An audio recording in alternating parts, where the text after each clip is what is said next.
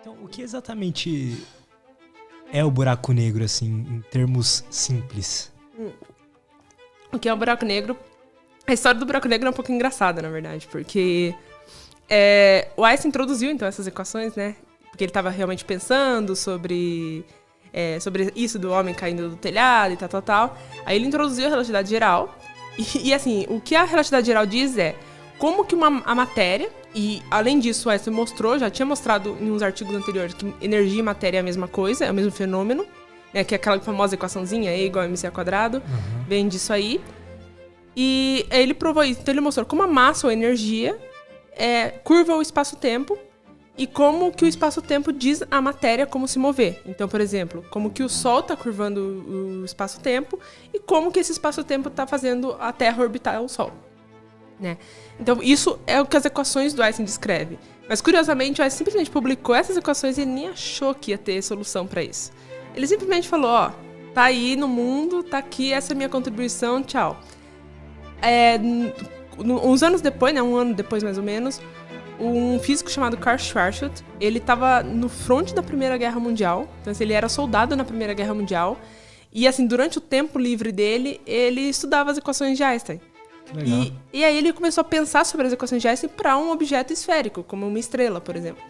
E ele chegou numa solução e mandou para Einstein.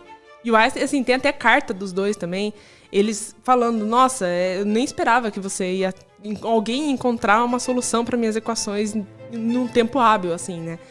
E aí, só que aí, quando eles estavam observando essa equação, o que eles perceberam é que para uma dada massa e um dado raio, a curvatura ia ser tão intensa, mas tão intensa, que a luz não ia conseguir escapar. Então, nada ia conseguir escapar.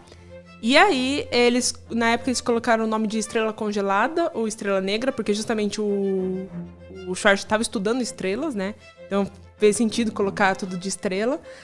E aí eles falaram, tá, mas esse objeto é só uma curiosidade matemática, não existe no universo, nem nada. E aí, com o tempo... Então os caras já tinham essa noção de que poderia ter alguma coisa ali que nada escapa. Sim, já tinha. Eles encontraram matematicamente a solução para o buraco negro. Só que eles, assim, acharam que não existia.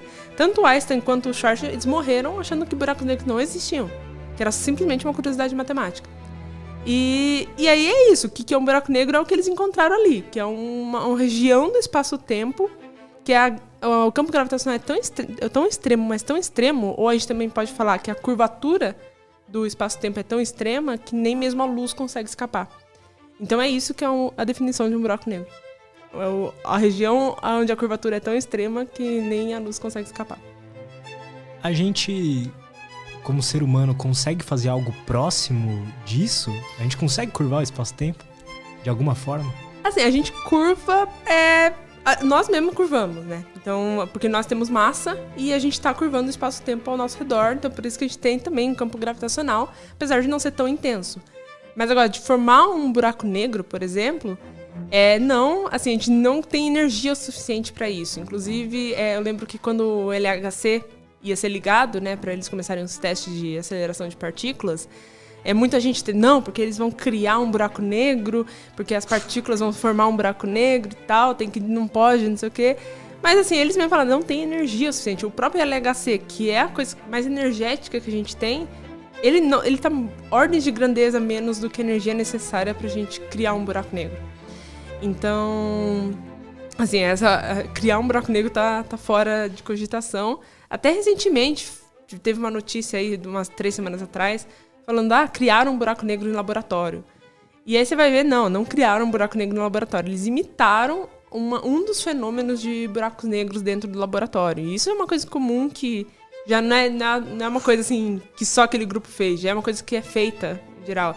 Em geral como é um fluido em torno de um buraco negro, coisas assim. Mas criar um buraco negro assim, é impossível pra gente, assim, como seres humanos, criar. Perto ali do buraco negro, tem coisas que sobrevivem ali perto? Então, a gente tem um raio que a gente chama de risco, que é Radius of Innermost Stellar Orbit, Circular Orbit, que esse risco, né, que a gente chama, ele é a última órbita em torno do buraco negro que você consegue fazer sem acontecer nada. Então, todo mundo pensa que você encontra um buraco negro, já era. Assim, não tem mais como escapar, ele é aquele grande vilão que vai engolindo tudo. Essa é a ideia que muita gente tem de buracos negros, né? Mas não, tem até uma região ali que é relativamente próxima de um buraco negro, que você consegue ficar ali tranquilamente, sem problema nenhum. Se a gente estivesse lá numa nave, daria pra ver? Daria, ficar ali orbitando que nem mais ou menos na Interestelar, que eles ficam orbitando o buraco negro junto, né? Então, ou os planetas do Interestelar, que eles ficam ali orbitando o Gargantua. Então, assim, dá pra fazer isso. Inclusive, até mesmo as coisas que ficam instáveis lá dentro podem escapar. É só a partir do horizonte de eventos que não tem mais como escapar. A partir daquele ponto é o ponto de sem retorno, assim. Você entrou, já era. O que é o horizonte de eventos? O horizonte de eventos é justamente a esfera onde a luz não consegue mais escapar. Então, a partir dali, nada mais consegue escapar. É uma esfera que, assim, tudo que entra não sai mais. Então, e é até curioso que a gente pensa, a gente sempre imagina aquela esfera escura e tal. E aí a gente pensa, quando a gente entra é escuridão total. Mas não, é uma região aquilo ali. Então, se você olha, a luz tá entrando, né? A luz entra, ela só não sai. Então, se você entrar, você nem ia perceber que você entrou num buraco negro. Porque você ia estar entrando e você ia estar vendo normalmente tudo acontecendo, assim. Então, sem problema nenhum. Então, assim, essa região de horizonte de eventos é a região onde a luz não consegue mais escapar. Então, essa região escura que nada escapa. Nem mesmo a luz. E simplesmente desaparece? Tudo que vai pra algum lugar, a gente não sabe ainda, né? Imagino, mas... Vai pra singularidade, que é o que a gente não sabe. Então, assim, tudo vai pro ponto que a gente chama de singularidade e a gente não tem ideia do que acontece ali. Então, assim, imagina, por exemplo, o da Via Láctea, né? O Sagitários da Estrela. São 4 milhões de massas solares em um ponto. Então, é um pontinho que tá ali no centro com 4 milhões de massas solares. Então... assim, você não tem volume, você não sabe o que acontece ali. O que acontece com aquela matéria. Então assim, acho que é um dos grandes mistérios. Assim. Não tem como simplesmente uma partícula, um átomo sumir, né? Não. Isso não tem. Assim, pode virar energia, né? Porque energia e matéria é a mesma coisa. Mas sumir, não. Agora, o que acontece é que os buracos negros podem morrer. Isso acontece. Porque isso é a grande contribuição de Hawking, do Stephen Hawking. Que ele gostava muito também disso, de mecânica quântica e de relatividade geral. O trabalho dele era mais relatividade geral, e principalmente a questão do tempo dentro da relatividade geral. Mas ele gostava também da mecânica quântica e ele tentou trabalhar na interface das duas. Só que em vez de ele atacar lá no centro, porque ele viu que muita gente falhou durante as décadas e décadas, o Einstein mesmo ele passou as últimas décadas de vida dele só trabalhando nisso e não chegou a conclusão nenhuma, o Hawking já focou em outra parte, o que acontece na borda do buraco negro, um pouco antes de entrar dentro do buraco negro. Então ele começou a estudar efeitos quânticos ali. E a conclusão que ele chegou é que, bom, a gente tem um universo e a gente pode falar que ali todo o campo do universo, cada pontinho, tem uma certa energia potencial. E o que acontece é que essa energia pode criar partículas, porque, de novo, matéria e energia é a mesma coisa. Então, pode acontecer de formar partícula, um par, né? Partícula e antipartícula. E o que o Hawking percebeu é que na borda do buraco negro isso pode acontecer. Inclusive, ali deve acontecer porque tem muita energia ali. Então, que é um campo gravitacional muito extremo. Então, tem um potencial muito grande ali. E o Hawking percebeu isso. E aí ele percebeu que pode formar partícula e antipartícula ali na borda. Só que o que pode acontecer também é uma formar dentro do buraco negro e a outra formar fora. Então, você está bem na borda, faz uma pra cá, uma pra cá.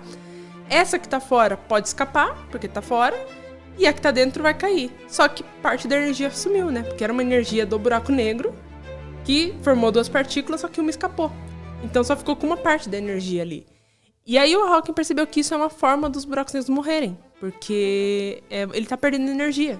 Mesmo que pouco, bem lentamente, ele ainda assim tá perdendo energia.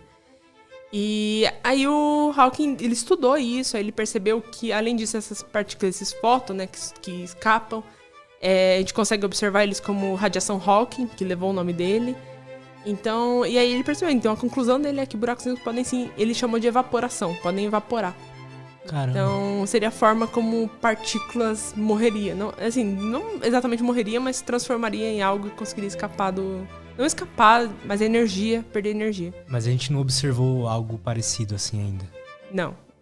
E essa radiação Hawking, ela é muito complicada de se observar. Porque a analogia é o seguinte, imagina que você tá assim, ok, com a sua proteção e tudo, você tá olhando pro sol. E, claro, sempre com cuidado, você tem que olhar diretamente. Mas imagina que você vai do lado do sol, você pega uma lanterna aqui na Terra, você vai até o lado do sol e liga a lanterna em direção à Terra. Você volta pra Terra e agora você quer observar de novo, só que você não quer mais medir a luminosidade do sol, você quer medir a luminosidade da lanterna. Você não vai conseguir porque o sol vai simplesmente tapar tudo. É exatamente o que acontece com buracos negros, porque a região que ele tá ali, o disco que tá ali brilha tanto, que você não consegue exatamente saber o quanto ele tá brilhando ali no centro. Então você não consegue quantificar essa radiação Hawking, que é muito fraca. Ela ficaria mais forte para buracos negros pequenos, que também a gente nunca observou, que seriam buracos negros, sim, do tamanho de um átomo. Então a gente nunca observou isso, aí é ali que a radiação Hawking começa a ficar interessante, digamos assim. Mas existe esses buracos negros pequenininhos? Então, existe algumas pessoas que falam de buracos negros primordiais, que seriam buracos negros formados ali no início do universo, quando o universo estava assim, segundos depois do Big Bang. Então, o universo ele tinha algumas oscilações, e isso a gente sabe que teve realmente, porque a gente consegue observar essas oscilações pela que a gente chama de CMB, que a gente fala que a CMB é a foto do buraco negro do universo bebê.